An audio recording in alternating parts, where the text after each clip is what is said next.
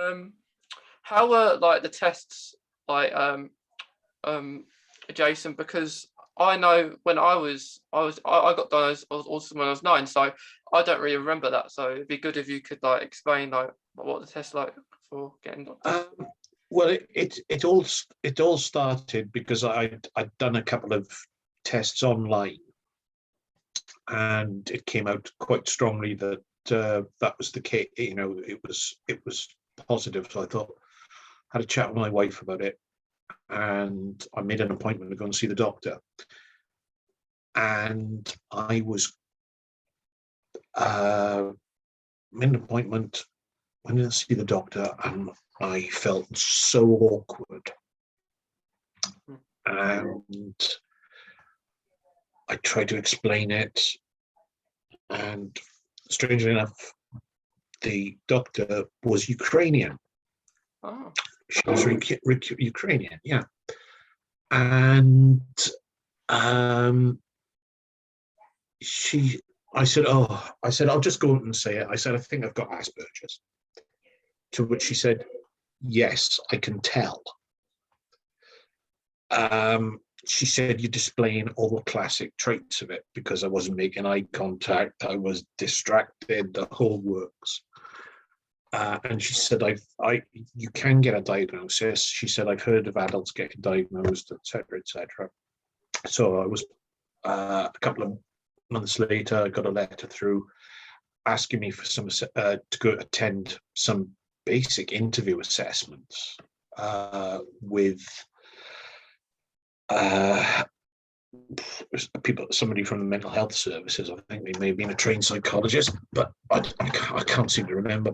They were about 4 sessions, an hour long each, hour or so each, and basically talked about my past, upbringing, interests. He asked me a whole lot of questions about this, and because I took my wife Penny with me, he was able to ask her, things I couldn't articulate properly. And yeah, out of these 4 interview sessions, he said, well, it's a bit difficult. He said, I think you're actually quite borderline. Looking at everything. So anyway, that was that. And about a month, 6 weeks later, I had a letter came through on the 11th of November, I remember that, saying, yeah, you've got it. Can you make an appointment to see somebody about the next steps? So that was where I was told, congratulations, you made it this far. You can try this reading list. And that was it. Yeah, not exactly thrown under the bus, but sort of directed in front of it. And yeah, keep doing what you're doing. And I thought, whoa, hang on a minute. But because of the job I was in at the time as a train driver, you had to report any medical condition that you developed or anything like that. Now, being the black and white thinker that I was, it was, well, I got to tell them. So I went in there. Oh, dear. Yeah, can you explain this to me? Oh, heck. Have you said, the only illustration I could think of, I said, have you ever seen Sherlock? Yeah. I said, nobody picks up all those details and stuff like that. Oh, yeah. Something for the first time. I said, it's like that. I said, you just absorb. I said, the best way to describe it, I said, is imagine having your TV turned up to the full volume and the contrast so incredibly bright that you could just about bear it. Okay. I said, that's what it's like. I thought, how do I put this in layman's terms to somebody that doesn't understand it? yeah, so that was that yeah, that was basically how I got the diagnosis and how I dealt with the after effects of it, really. Yeah. Um, Sounds- you know, I just sat a lot of times I just sat down and just thought to myself things like, you know, I remember one occasion just going out for a walk, sitting down and staring at a brick wall and just telling myself, only you can see that brick wall the way you see it. Nobody else can see it like that. They'll just see a brick wall, red brick, uh, with grey mortar joints, and that's it. Only you can see the individual details, and only you can pick it up in in such short a time. And I thought, okay, all right, that's that bit. That's that bit of the puzzle, and it's still an ongoing journey. I'm still learning a whole heap of stuff, and yeah, I'm dealing with it a bit at a time. Yeah. It's very much what I call bite and hold. You just get this right. That's where we're going to next. Right, grab that, hold it, digest it, go on to the next. Yeah. And that's the way I endeavour to deal with it on a day-to-day basis. Well, as it is now, very much part of my life. It has been discovered that it is part of my life, and has explained a lot of things. Yeah, so that's that element of it. Yeah. It's interesting because personally I don't remember much. No, I remember going. I know I went to London. I know I went there to have tests done. Hmm. And then everything, and I know that something was there because I was always like cars up on the mat. Always use like that those magnetic like things. I was always had to put the colours like and the lines of the certain colours, the same colours, can't be any yeah, different. And stuff like that. So I know that's my sort of being autistic, and I actually had a similar situation. Like you said before about what happened like when you was at school, and and a similar situation for me because some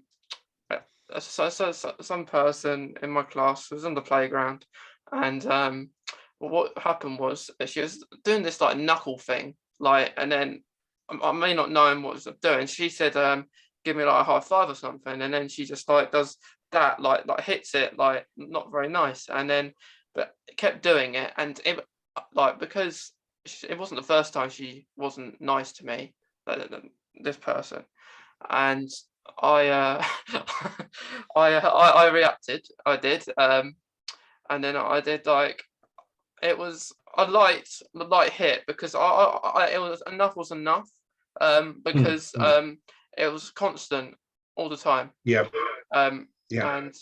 and what happened as soon as I did that, she goes to the assistant, like the lady on the playground, and she goes to her, and and then she says, of course it's my word against hers and her words against mine, so she can't do much about it. Yeah. And she even know how to get teachers on the side and everything. Like when Oh yeah. Oh my uh, goodness. and like and then this person was actually all through my school life really wasn't really nice to me. So no, really, Mm, I'd done nothing wrong, nothing to her, or anything like that. Just minding my own business. um, yeah. and after that, we of course we're sent to the headmistress's office. Yeah. Yeah. um, Yeah. Yeah. and and then she says, "Can you both apologise?" And I actually said, "I've got nothing to apologise for here, because I did that like I ended up did say sorry, but I didn't really mean it. I just said it to leave and not headmistress Diffuse the everything. situation, get out. Yeah. Just to leave, because if I don't leave, I'll be sitting down and not have to wait till actually it's resolved. But I knew that weren't going to be the last of it and everything. And like even what you were saying about the kicking out on the assembly floor, stuff like that's happened in the past as well, which is very annoying. And like even sitting on the floor is Yeah. it's not comfortable, is it? Yeah. No. Whatever age you are. No. Yeah. School. Well, yeah, school. I look back at it. They didn't know. They didn't know how to deal with it because the information wasn't there. They did as best they could. And as I said earlier, thank goodness things have moved on. Thank goodness things have moved on. Because otherwise we'd have just potentially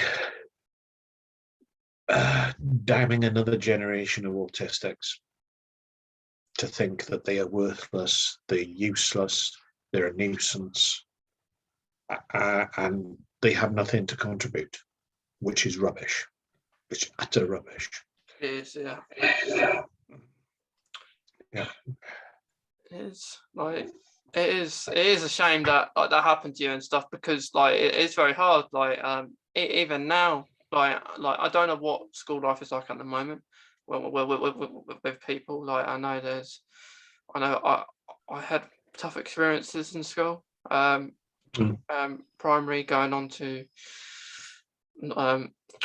secondary, and it's not a nice feeling. And still, when I was there, that they'd heard of autism and everything, but they don't really know how it affects a person. Yeah, how do we deal with this? Yeah. Like they think if you're getting on with your work and you're not asking for help, you're fine. And that's what they thought. They thought because I was getting on my work, not bothering anyone. You know exactly what you're doing, but they don't really look at the little things like, are you actually doing the work? Are you just staring at it? Those things, or are you just guessing? And then they pick up the work and they say, kind of like make fun of you a little bit, as some teachers do. Like you know this is wrong, you know that, and then you think to yourself, I don't know any of it. I'm just you've been talking a foreign language as far as I'm concerned. This is a history lesson. I know.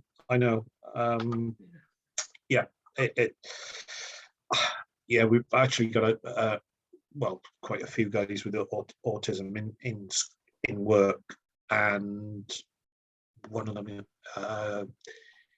he's probably gone on to college A levels and all that sort of thing.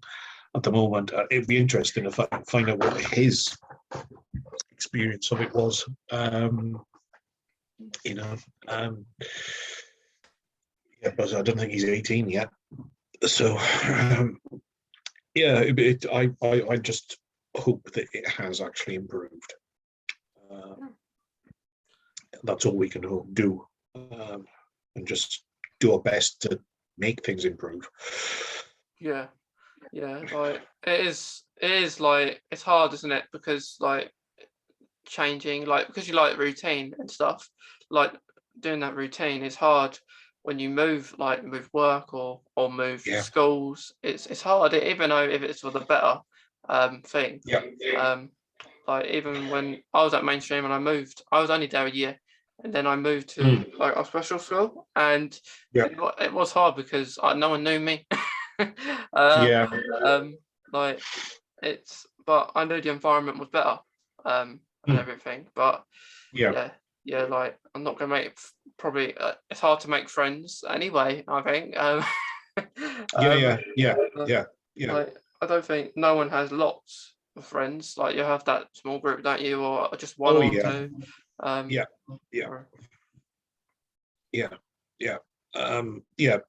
but I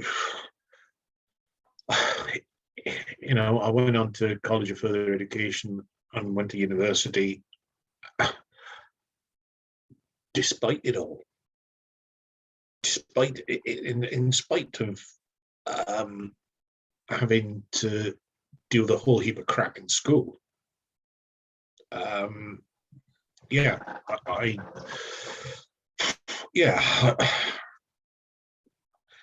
and there are thousands, tens of thousands, hundreds of thousands that have done exactly the same, despite the way, and it is something to be celebrated that we've done it. We've done it. We've made it this far. We survived. We've not only survived, we've thrived in certain circumstances. Yeah. Yeah, and I think that is something I need to do on a daily basis, because too easily I can fall into the whole negative thinking and stuff like that. But you just have to no. But I've done this. I've done that, irrespective of what baggage other people tried to impose on me. Yeah. Yeah. Yeah. It's autism is it's a difficult word, isn't it? Because there's so many different people think about it differently. Oh yeah. Like when I first heard of it, I didn't know what it meant. Because people get offended, don't they? They prefer they like want to be called as they have Asperger's, they are autistic, they have autism. So there's people have a kind of one they pick, or some people may not be bothered what they call themselves, but like they may not like to be called autism, because autism may just be like something that they may feel offended. They may just like to be called autistic because that's who they are. And Asperger's is another one, but they are all it is. It just depends how people come across, doesn't it? Yeah. We need people in PR, I think. Which is going to be a challenge, because you have to be gregarious and stuff like that, which is totally what we're not about. These are people that are damn good actors. Yeah. Oh, hang on, Anthony Hopkins, he's autistic. So. Yeah. Like, how do you feel, Jason, with actors that play roles that aren't actually autistic themselves? Do you think it should be autistic actors, or do you feel it's okay for people who aren't autistic to act a part of an autistic person?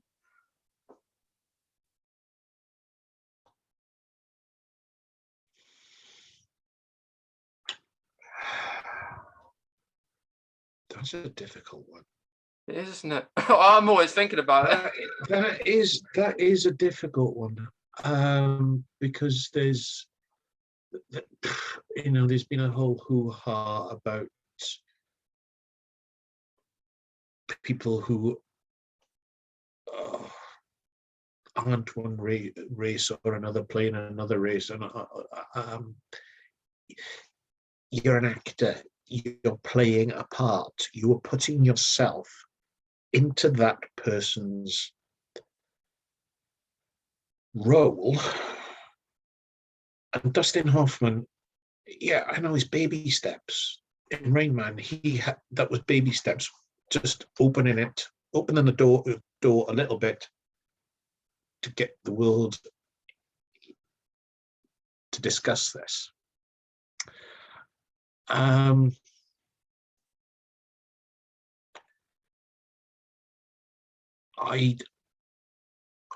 would say that it would give it reaps benefits potentially, because then that person, that actor, actress, would get to know the struggles that autistics face and gives us a voice.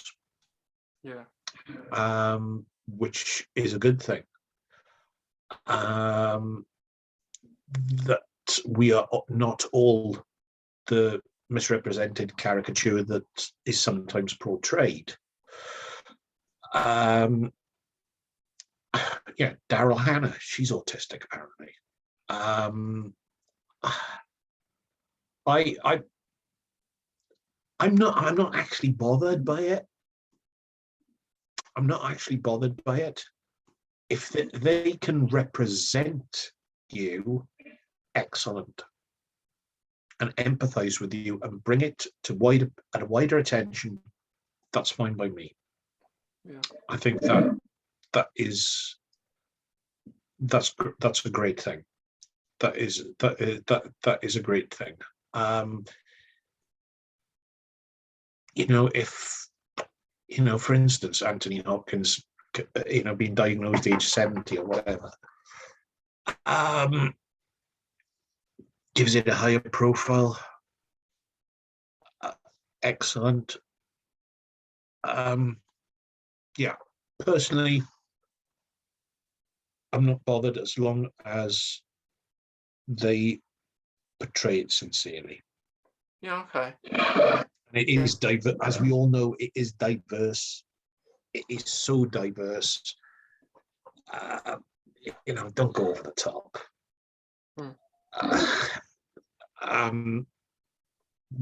Yeah, we all have our different struggles. I think if it is done sincerely and with a great deal of empathy and love and understanding for that for that condition, those aspects, great.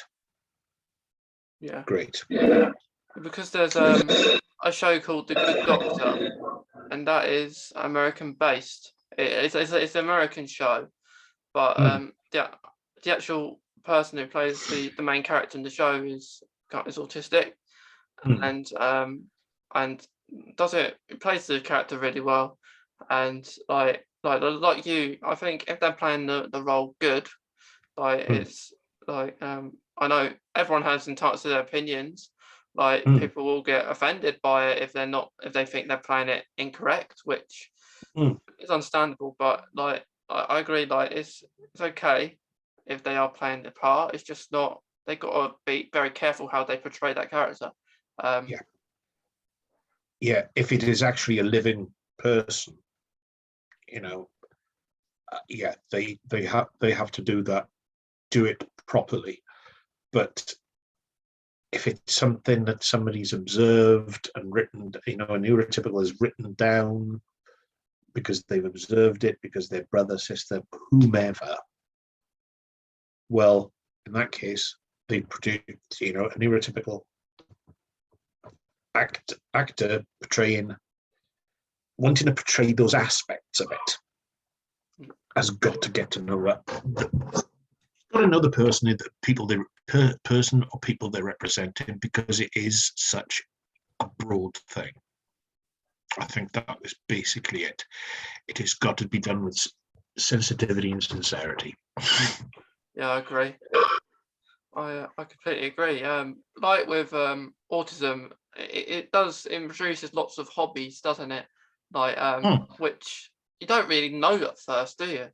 Like No. you don't think autism is just not about hobbies. It's not about any of that, is it? It's more about education and learning about what it is directly.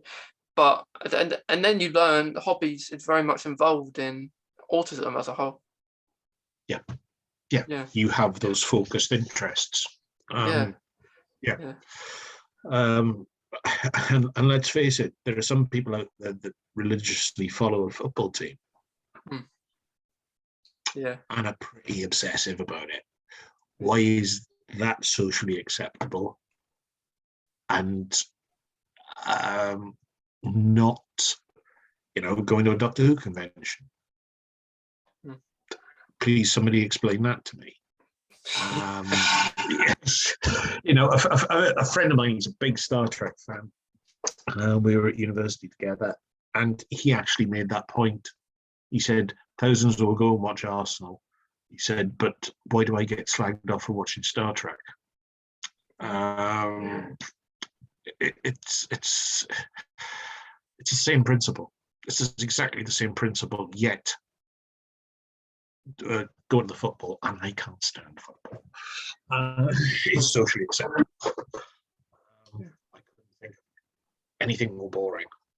But there are obviously tens of thousands, millions of people who disagree with me, and they enjoy it. Fine, fair enough.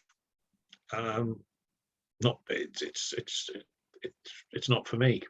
Yeah, like you're entitled to your own opinions. Like not everyone's gonna like what you like. Like like which I agree, because like talking about autism, talking about like Doctor Who, for instance, to different people, I will probably talk about it as much to a person that does not like it at all, or they see things that I share about Doctor Who which doesn't interest them. So it is. Oh yeah.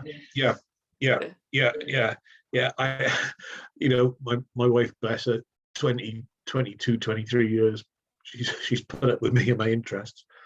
And when I can't remember which story it was, when Gallifrey came back, I ran into the kitchen where she was and said, "Gallifrey back!" I was like, and I thought I sort of knew that was going to be the reaction, but I was really excited. But yeah, she completely gets that. I drag her. Yeah, she gets excited about garden design. I sort of try to work out how it actually all goes together. So it's yeah, and we complement each other in that respect. And I absolutely love my wife to bits, because for the simple fact that she's put up with me for 23 years and hasn't murdered me in my sleep. Frankly, for some of the things some of the things that have happened, I would have murdered me in my sleep.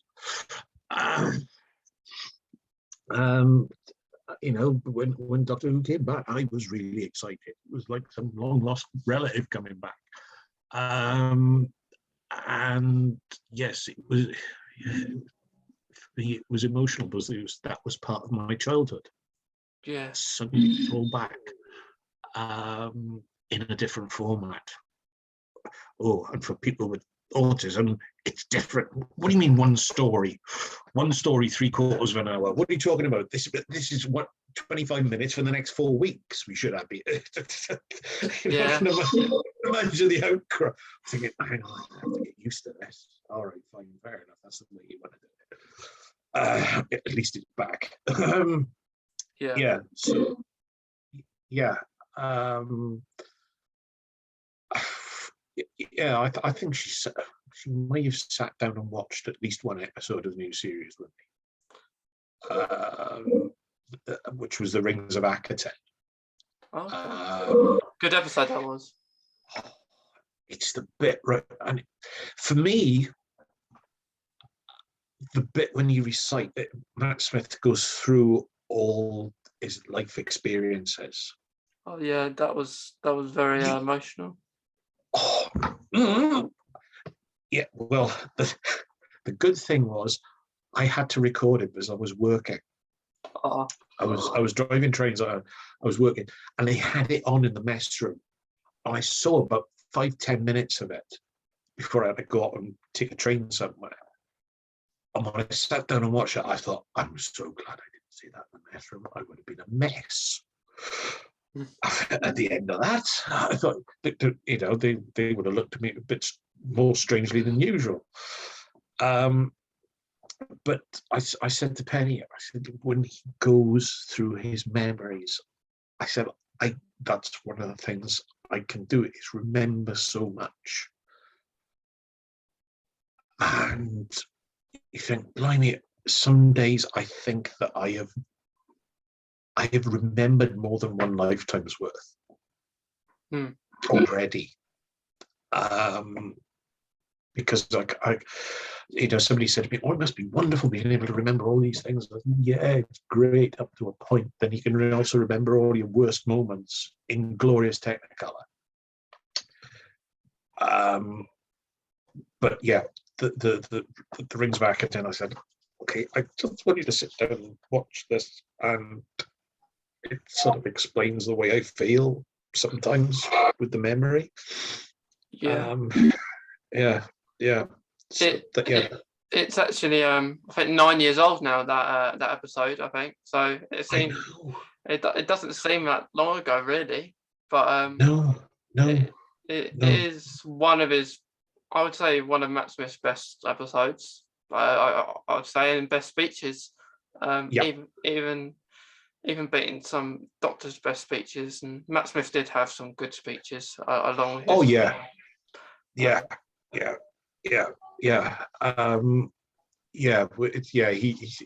They wrote some really good. He was given some excellent lines, and he delivered them brilliantly. Yeah. And Peter Capaldi did the same. In fact, every Doctor has had one. You think back to there's the one that springs to mind is one of Patrick Troughton's.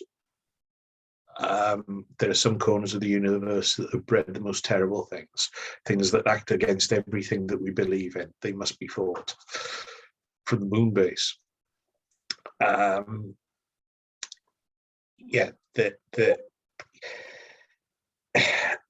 is one of the things about it. I love it. It resonates with you on a level. For me, my sense of right and wrong.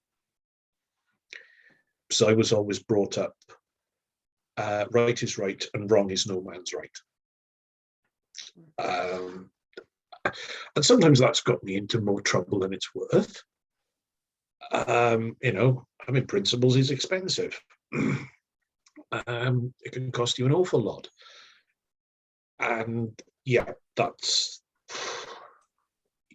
stuck your neck and said, no, I can't do that. That's just wrong. So I think it's the whole morality element of Doctor Who that is the thing that resonates with me. And of course, running up and down corridors, brilliant. What more do you want? I think the reason it's so good and the reason that it really relates, because it's just so many good references that can happen in everyday life. And to some people, it might just be a TV show, but it's more than a TV show if you've watched it for a long period of time. And it is one of the oldest TV shows, so by outrunning some soaps possibly. Oh yeah. I had a discussion with a friend of mine, Gavin. He and I went to the Doctor Who experience in Cardiff, and we sat down after, and I said, "Can I?" And my friend Gavin, he knows Shakespeare back to front. He's very, very well versed in that, the dramatic arts. And I said, okay. I said, I remember, somebody once saying that Shakespeare, the thing about it is that so much of it encompasses all of humanity, the way you feel, think, the whole human experience. And I said, for me, that's probably one of the things about Doctor Who that appeals to me. Yeah, he said, but the thing about Shakespeare, he said, it was one man that wrote it. I thought, yeah. Yes. I thought, that's the enormity of it. And so, yeah, you could say, well, Shakespeare did it in however many plays, Doctor Who has taken, I don't know, 100 stories to do the same thing. But I suppose in a way it actually helps people get in touch with bits of themselves that they don't fully appreciate yet. I think that's one of the it's, in a way, it allegorizes things in a way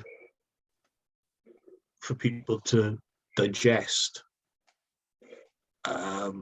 Certain things like C.S. Lewis writing The Lion, the Witch and the Wardrobe, the Narnia books, to convey the Christian message, for instance. But Doctor Who does that from the point of moralizing, and not in a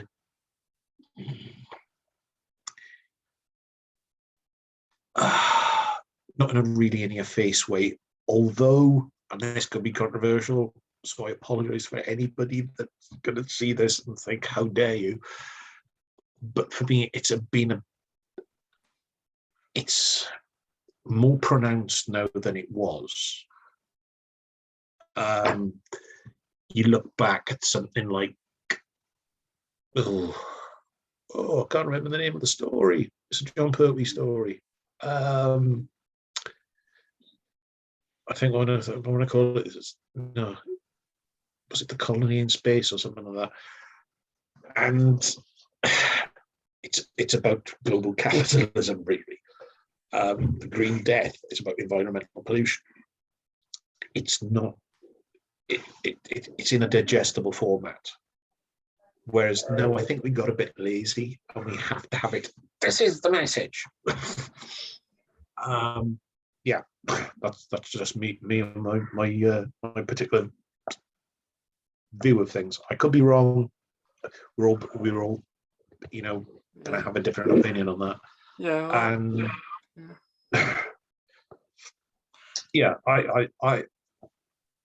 it's for me, it's one of those things that was there in my childhood. It's there now when I'm an adult. It reminds me that there was a time where stuff was a lot more less complicated when you're a kid. There was no mortgages. When you're 5, mortgages, income tax, national insurance, health bother, etc., etc., etc. It's just that moment you can just switch off and just immerse yourself. I'm back out again. Okay. Yeah.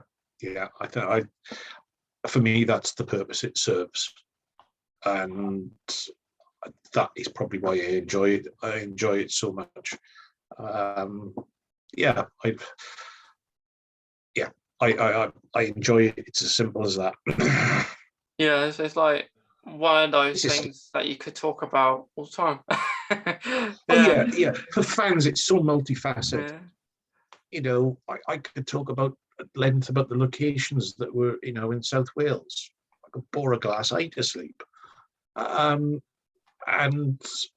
when we spoke previously, I said that for me, seeing those things, that it was seeing places that I'd grown up with in a context of something else I'd grown up with.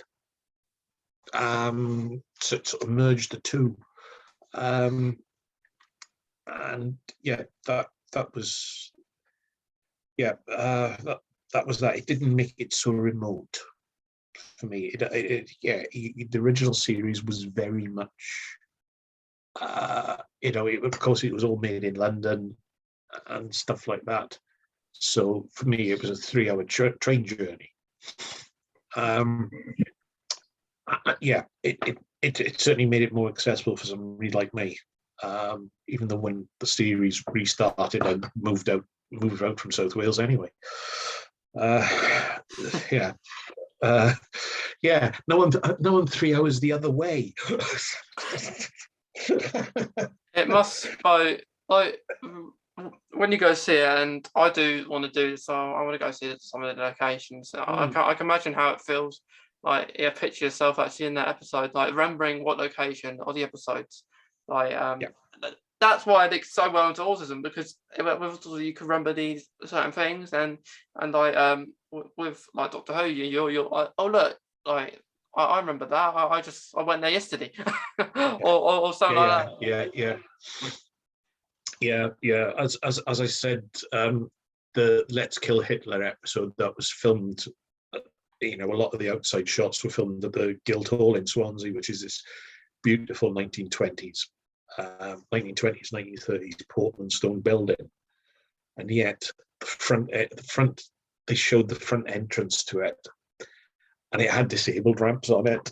And I'm like, yeah, the Third Reich really weren't into disability access. Was that when was that the part when River was on the motorbike and they were going to chase? No, when they show the outside, the front of what was meant to be the Reichstag was the front of the main elevation of the Guildhall in Swansea. Okay. It's the entrance to the Brangwyn Hall, which is part of the same building. It's got these disabled ramps. Yeah, but where River gets the motorbike, that's an access road round the back.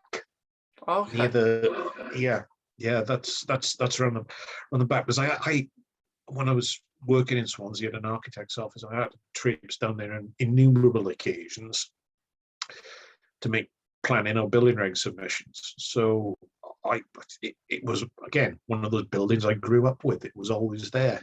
I'd been in there, been on guided tours of the place, the whole lot. And it is a very beautiful building. Yeah. We've got some blooming awful extensions on it, which are thankfully well hidden out the back. But if you're a local authority, you can get away with that.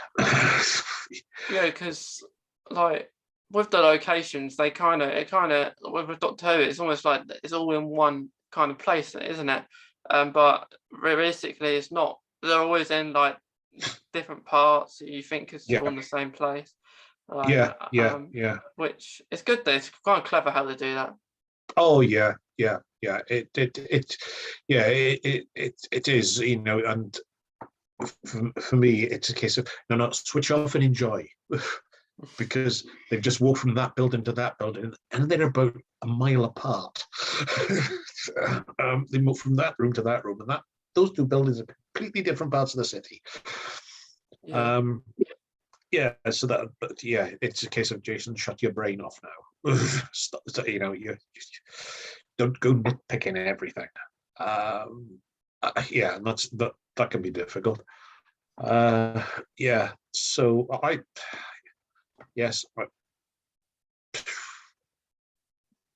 always enjoyed it. When it came back with Paul McGann, it was like seeing that it just wasn't the same, that one story. Yeah. It was just a little bit too American. It had the quirks that you get with Doctor Who, but it was there but not there. Yeah. Yeah, because he only did one story, didn't he? Which was a bit odd, because then he regenerates. Like, I think he would have got a series or something, or I don't know if that was just a one-off, just to prepare for an actual Doctor coming in. But he, like, I see that little clip that they done. I think when it was the 50th, they did like the little clip with him in it, and I think that would, like, from seeing him, he does look pretty good. He looks pretty good in the role of the Doctor, like. Then. So it'd be nice if, even if the thing was, that episode was meant to be done as a pilot episode, and it never got taken up on. It was just one off, and nothing ever came of it. So it was sort of mothballed until Russell T Davies got hold of it. But it was just that sudden hope, and then not happening. Oh well, we've still got the fan base. We've still got. I think Paul Cornell said about it that the years between the series, that big gap. He said that was Doctor Who, the theme park years, because there was just so much stuff. There was the novels and everything else that sort of blossomed. That nature abhors a vacuum. There was a vacuum. Boom! It was filled. And then people start griping, "Oh, you can't have that because that's not part of the canon." Oh, just enjoy it. Just enjoy it, because we didn't have anything between, for all that time. So yeah. So that's that. Yeah. Yeah. I think it's like a massive part of our lives, isn't it? Like Doctor Who, even if a doctor you're not that keen on, just still watch it. Oh yeah, you do. You do. It's. I suppose it's going back to the analogy of football. The fan will still go along. Yeah, well, yeah. Even if he doesn't agree with the team selection, he doesn't agree with the manager, he doesn't agree with the owner. They will still be loyal to that team. And it's one of those great things. Loyalty is such an it's such a multifaceted thing. You can go off something and slightly, but it's still there. You still get, for me, as somebody who's now lived in England longer than he's ever lived in Wales, March the 1st for me is still St David's Day. It is still, our patron saint's day. I still keep an eye on the rugby scores. I don't go watch it or anything like that, because I know I can get too involved, too ridiculously overly emotional. It's just on my terms. Yeah. That's that is still part of me. That is still part of me. It's made me the person I am. Yeah.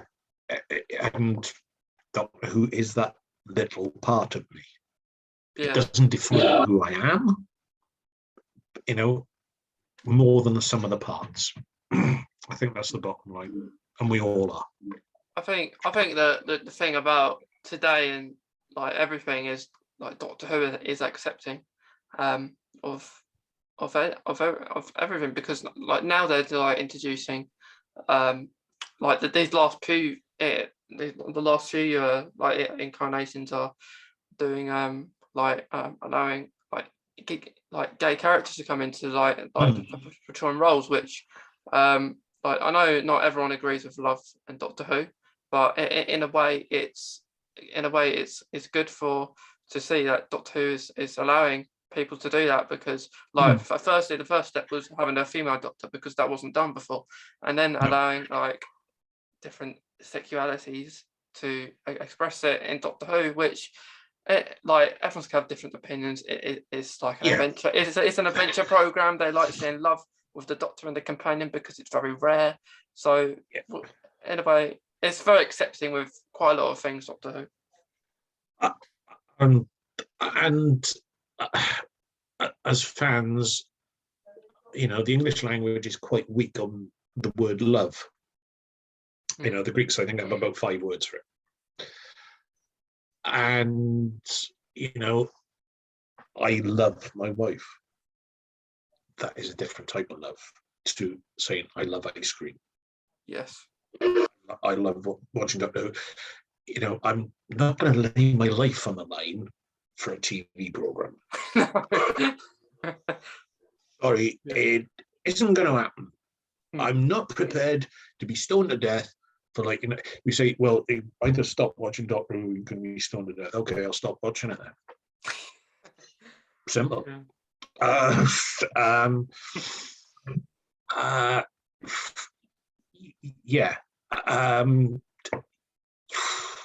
It's gosh, getting into the big and deep questions of life here. Yeah, we as fans, we have that affinity, we have that love for it, care about it, and I don't know how many would stand in front of a firing squad or say, no, I'm not watching it again. Yeah. I don't know. I don't know if there's anybody out there. I'm not standing in judgment of anybody who may be watching this and thinking, yeah, well, I would. Okay. I can find better hills to die on. It's almost like going back to the football again, like saying that I'm not going to support like Manchester United. I refuse to support them. I'm going to not support them. It's almost like that in a way, but it's weird, isn't it? Because with football teams, like everyone has the right that they can switch teams, like who they support, yeah. but like that's okay, but like I suppose that happens with fans in Doctor Who as well. Like they think, oh, I've fallen out of love with the show because like it's not as good as it used to be. I'll watch something else, which is understanding and which is a shame. But like as loyal people, as loyal fans of the show, you continue watching it because you think, oh, maybe it's gonna get better. Yeah, well, it's funny you should say that. Yeah, I've as a fan, I have gone through the falling in and out of love with it, and I remember the first time it happened was during Tom Baker's tenure, sort of midway.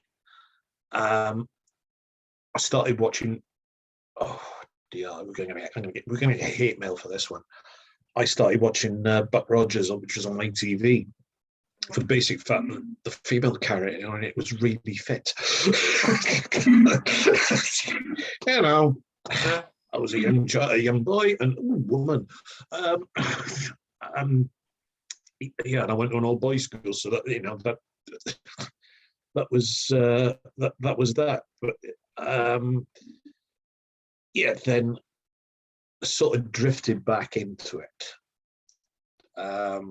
Roughly about City of Death, somewhere like that. And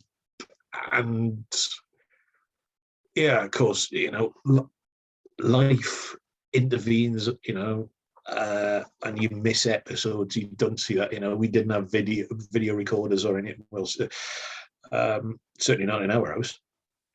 So you missed a whole lot. And I don't get all bent out of shape of the fact I haven't seen all the episodes of Planet of Fire. I've got the novelization. I haven't read it. Yeah. But I don't think my life is deficient because of it.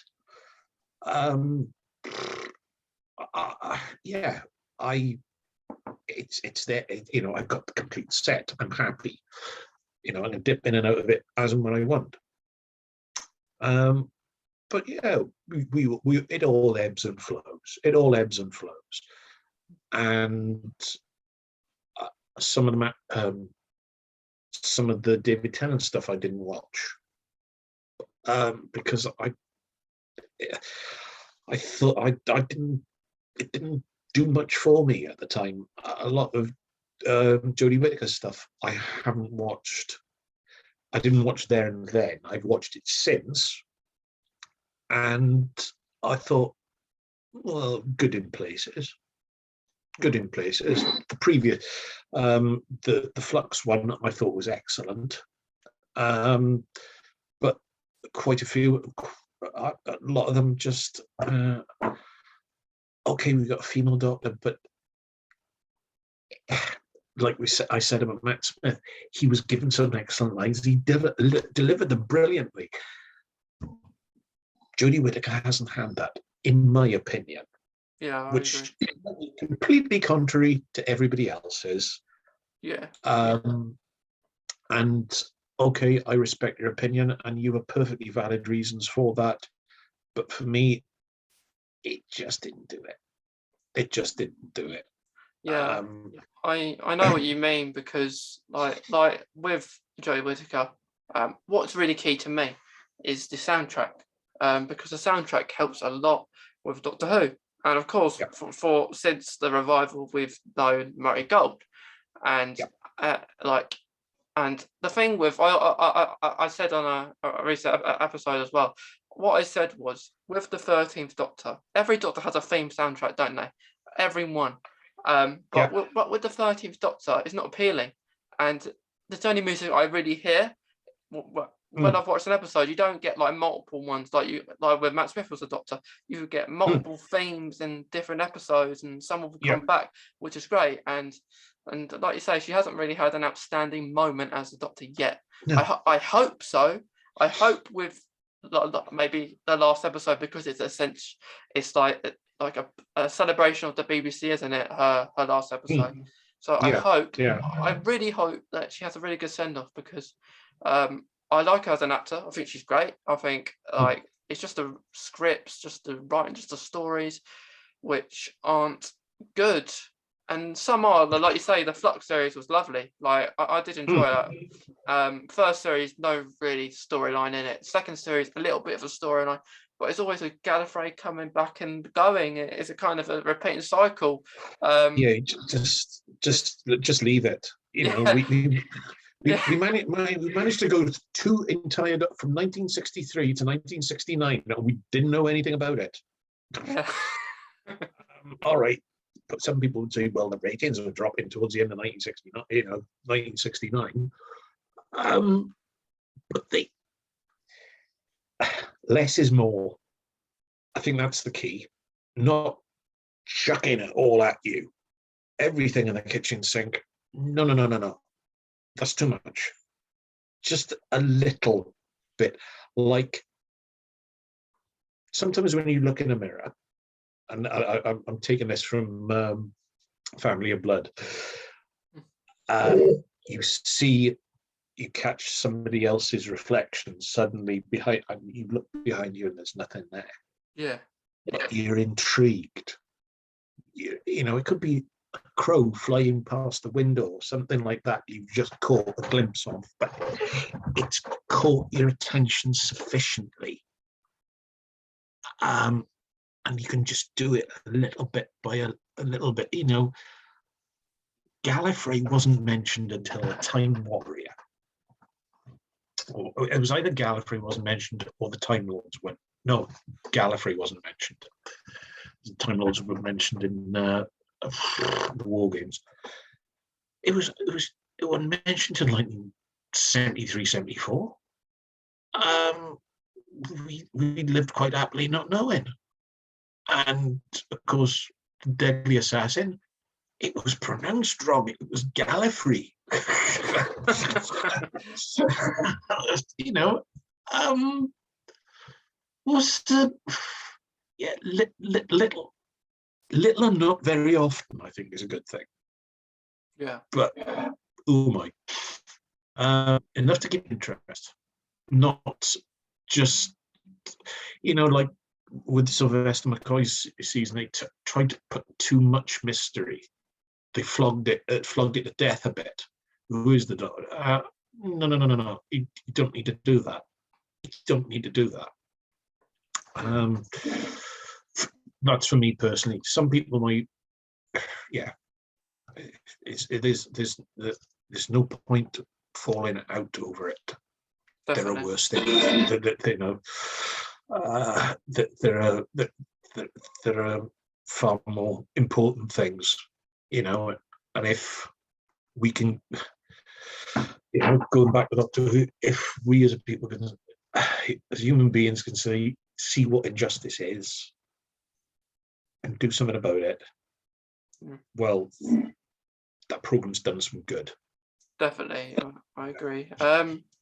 Before we finish, I wanted to ask, because I normally ask everyone that comes on like some advice at the end, but I know we've given quite a lot of advice, but I want to put it differently. Like, I wanted to ask, is there, like, because obviously that Doctor Who really impacts our lives and and it's really meaningful, is there like a favorite quote that you have, because I'm sure there's many, but is there like one that really appeals to you, like in Doctor Who?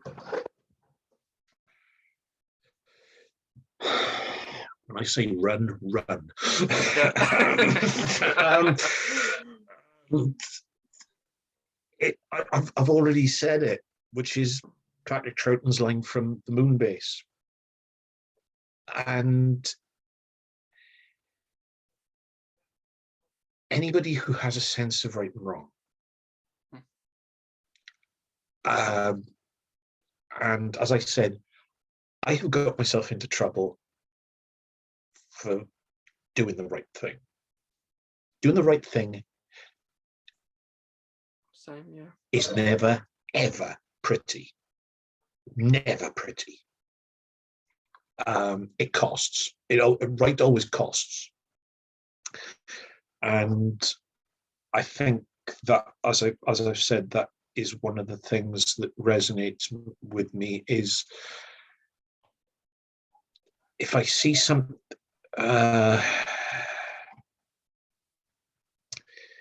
is if you can make a positive difference,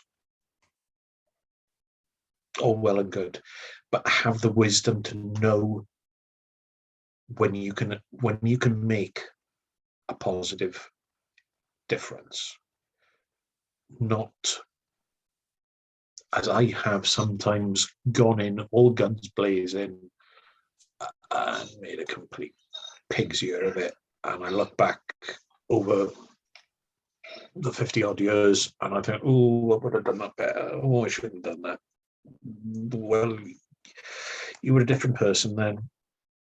You didn't have the benefit of, life. And that's it. And, yeah. I think there's a lot to be said for evil, the saying that evil triumphs when good men do nothing. If deep down, as a good person, this comes from my Christian faith more than anything else, is that no, I can't do that. That's against the things I believe in. That is difficult. That asking me to, and I came up against this, in various jobs. I was asked to do things that were illegal. No, I can't do it. It cost me my job. Yeah, and that's going back many years. Yeah. Is just, are you prepared for the bill? Are you prepared for the bill before you do anything? To make something right? I think that's the bottom line. Yeah. And I'm still making mistakes. That's the joy of being human. I'm not perfect.